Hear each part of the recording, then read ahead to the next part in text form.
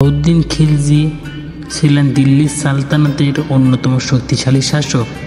তার শাসনামলে রাজ্য পরিচালনা, সামরিক শক্তি বৃদ্ধি, একাধিক প্রশাসনিক সংস্কার তার মূল লক্ষ্য ছিল।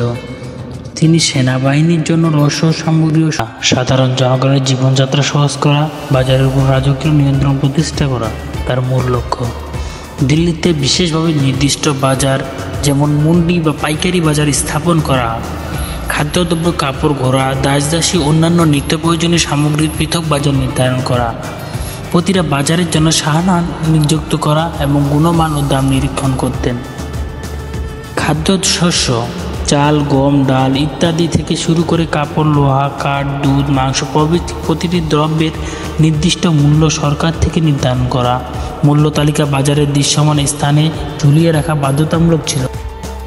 বাজারে যে কোনো ধরনের অনিয়ম বা দুর্নীতি সংবাদ সংগ্রহের জন্য গুপ্তচর নিয়োগ করা, মূল্য বৃদ্ধি বা ভেজাল পণ্যের অভিযোগ পাওয়া গেলে তাৎক্ষণিক কঠোর শাস্তির বিধান ছিল।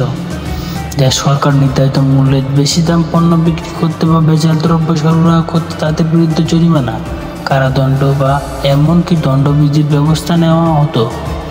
দিল্লি বাজারে পণ্যের দাম স্থিতিশীল ও তুলনামূলক কম ছিল। সেনাবাহিনীর জন্য অল্প ব্যয়ে সরঞ্জাম, খাদ্যদ্রব্য সরবরাহ করা সম্ভব হয়েছিল।